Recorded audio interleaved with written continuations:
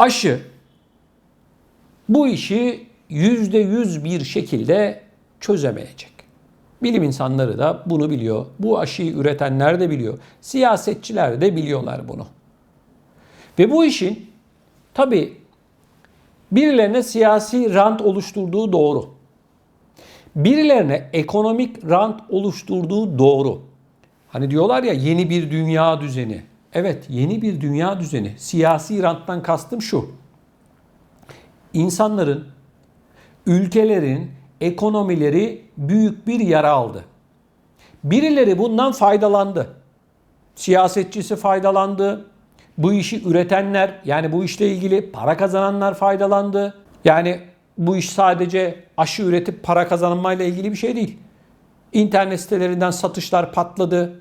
Yeni tüketimler oluştu. İnsanlar evlerinde daha çok gıda ürünü tüketti. İnsanların gıdalarına son bir yıl içerisinde Avrupa'da en az %15 zam geldi. Maaşlar aynı. Onu konuşmaya gerek yok zaten. Şimdi baktığımızda bizim önümüze birer mucize gibi sunulan ve bu işten artık kurtuldunuz denilen bu aşılarla ilgili perde arkasında başka olayların olduğu da aşikar. Yani hepimiz aşımızı olalım. Hepimiz 4, 5 doz, 6, 7, 8, 9, 10 doz aşı olalım. Peki bu işten kurtulacak mıyız? Bir diğer soru, ne zamana kadar bu koronavirüste yaşayacağız? Ben söyleyeyim size cevabını, tarihini. Aşılar bittiği zaman, testler bittiği zaman koronavirüs de bitecek. Evet, aşılar bittiğinde ve testler bittiğinde koronavirüs de bitecek. Peki tarihi veriyorum size. Ne zaman ölürsek o zaman bitecek. Sanıyorum devamını anlatmama gerek yok. Çünkü bakın değerli izleyicilerimiz, burada çok büyük oyunlar oynanıyor. Yani yeryüzünde yaşayıp da koronavirüsle ilgili ekonomik anlamda, sağlık anlamında, siyasi anlamda aklınıza ne gelirse etkilenmeyen insan yok. Bakın şimdi kış dönemi geliyor. İnsanlar yine bir şekilde hayatları kısıtlanmış bir şekilde yaşayacaklar. Hani kurtuluyorduk? Hani bu aşılar piyasaya çıkmadan önce bu iş tamam bitti diyordunuz? Bir de işin ekonomik boyutuna baktığımızda, vatandaşın cebine baktığımızda vatandaş hala çok büyük bir şekilde darbe almaya devam ediyor. Avrupa ülkelerinde vatandaşa, bakın işletme sahiplerine bir miktar para verildi. Evet, Almanya'da mesela. Geçen yılki cirolarının %70'i oranında bir koronavirüs desteği yapıldı. Evet, peki emekliye bir para verildi mi? Ev hanımına bir para verildi mi? İşçiye bir para verildi mi? Bir memura para verildi mi Almanya'da mesela? Hayır, verilmedi. Çocuklara bir sefere mahsus olarak işte ufak bir miktar dendi. Ondan sonrasında hiç kimsenin ağzını bıçak açmadı. Şimdi Almanya şöyle. Dünyanın en zengin ekonomilerinden bir tanesi. Avrupa Birliği'nin de lideri. Her anlamda siyaseten, ekonomik olarak ne sayarsanız sayın. Almanya'nın böyle bir durumu var. Almanya gibi bir ülke kendi vatandaşlarına gerektiği kadar yardım etmiyorsa diğer ülkelerde yaşayan vatandaşların durumunu bir düşünün bakalım. Bir de ne diyoruz? Dünyanın en zenginleri. Böylesine sıkıntılı bir dönemde vatandaşına yardım etmeyeceksin de ne zaman edeceksin? Enflasyon yok deniliyor değil mi? Çok az. Peki güzel. İşçi, dar gelirli, emekli Almanya'da almış olduğu emekli maaşıyla ne alıyor? Ben söyleyeyim.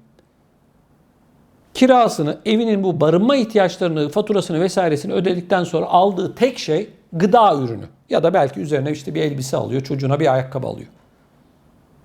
Son bir yılda baktığımızda Avrupa'nın tamamı için geçerli bu şimdi söyleyeceğim.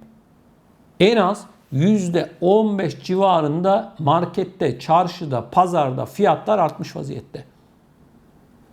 Peki maaşlara zam var mı? Hayır, yok.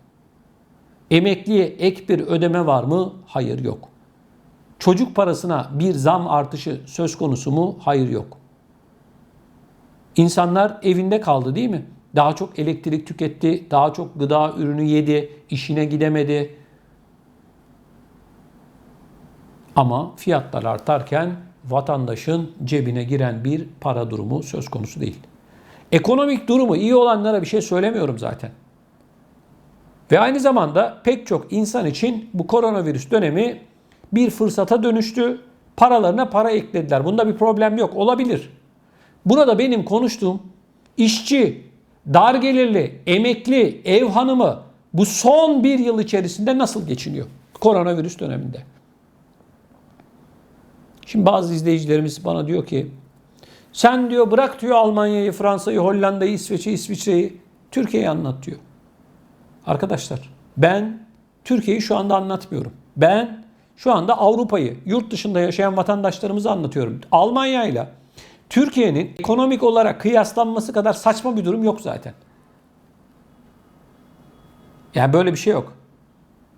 Türkiye'nin ekonomisi belli, Almanya'nın ekonomisi belli. Yani her şeye siyaset yapmanın da bir anlamı yok.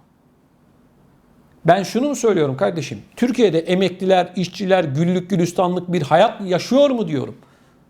Yok böyle bir şey. Bakın geçtiğimiz günlerde İstanbul'a, Eminönü'ne, yani kalabalık noktalardan bir tanesi biliyorsunuz Eminönü. Gittim orada pek çok gurbetçi vatandaşımızla bir araya geldik. Konuştuk. Onların söylediği bir şey var. Avrupa eski Avrupa değil. Türkiye'ye göre şartlar iyi mi? Tabii ki iyi. Bunda bir problem yok.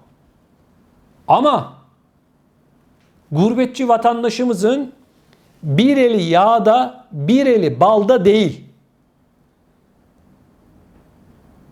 Yani eskisi gibi değerli izleyicilerimiz, vatandaşımızın, gurbetçimizin ekonomik durumu iyi değil. Her geçen gün geriye doğru gidiyor. Şimdi Türkiye'de yaşayanlar da o sizin paranız çok değerli. Ya basit bir şey söyleyeceğim. Adam alıyor 2000 euro maaş. 1000 eurosu gitti kiraya. Hadi 200-300 euro da şeye gitti. Faturalara gitti. Kaldı elinde 500-600 hadi 700 euro para kaldı diyelim. Eğer bir evde zaten 2 kişi çalışmıyorsa geçinme şansı yok. Çocuklara sosyal yardım yoksa geçinme şansın yok. Türkiye'deki vatandaş diyor ki o diyor siz süper yaşıyorsunuz. Gel de gör. Gel de gör. Biz anlatıyoruz. Diyoruz ki şartlar artık eskisi gibi değil. Şimdi bakın. Bu tartışma yani vatandaşımızın hem gurbetçi vatandaşımızın hem de Türkiye'de yaşayan vatandaşımızın bilmesi gereken bir şey var.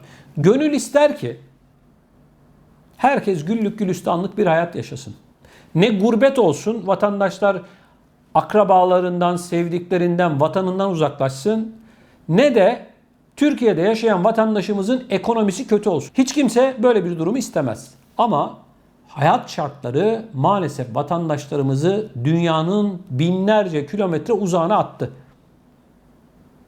Şimdi yine Türkiye'de bulunan vatandaşlarımızın bir kısmı şunu söylüyor. Beğenmiyorsanız Türkiye'ye gelin diyorlar. Şimdi bakın bu yaklaşım doğru bir yaklaşım değil. Adam gitmiş, babası gitmiş 50-60 sene önce. Orada doğmuş, okumuş, büyümüş. İşi gücü orada. Her şeyi orada. Beğenmiyorsan gel. Sen de beğenmiyorsan Türkiye'yi, sen de hadi git başka bir yere o zaman. Böyle bir yaklaşım olabilir mi? Bu adam nasıl gelecek, bu gurbetçi vatandaş? Nereye gelecek? İş mi bekliyor Türkiye'de? Para mı bekliyor? Okul mu bekliyor? Ne bekliyor Türkiye'de? Bunların hepsi yanlış tartışmalar. Gurbetçi vatandaşımız da bizim, Türkiye'deki vatandaşımız da bizim kardeşim. Hepimiz belli, yani hepimizin derdi geçim. Zor dönemden geçiyoruz. Tamam, Avrupa'daki vatandaşımız ekonomik olarak devletin sunmuş olduğu imkanlardan dolayı Türkiye'ye göre daha iyi yaşıyor. Bunu biliyoruz. Pahalılık, evet, Almanya'da da var, Fransa'da da var, İsviçre'de de var, İsveç'te de var, Avusturya'da da var. Türkiye'de de var. 3.000 lira maaş alıyor. Türkiye'de asgari ücretli 3.100 küsür lira. Hangisini ödesin? Bunu biliyoruz. Ama yurt dışında yaşayan vatandaşımız, örneğin Almanya'da yaşayan bir vatandaşımız kazanmış olduğu parayla yine euro harcıyor. Sanki hani euro kazanıyor, TL mi harcıyor? Bir tek Türkiye'ye gittiğinde, o da bir yıl boyunca, 11 ay boyunca çalışıp para biriktirebilirse, Türkiye'ye gittiğinde tabii ki daha kolay tatil yapıyor. Çünkü euro, 1 euro 10 lira olmuş. Yani para üzerinden böyle bir tartışmanın yapılmasını ben doğru bulmuyorum. Yani vatandaş, zaten Avrupa'da yaşayanlar sabahın köründe karanlıkta yollara düşer.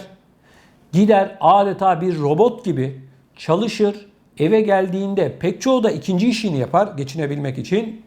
Eve geldiğinde elini kolunu kaldıracak hali kalmaz. Evet, böyle bir gerçek de var.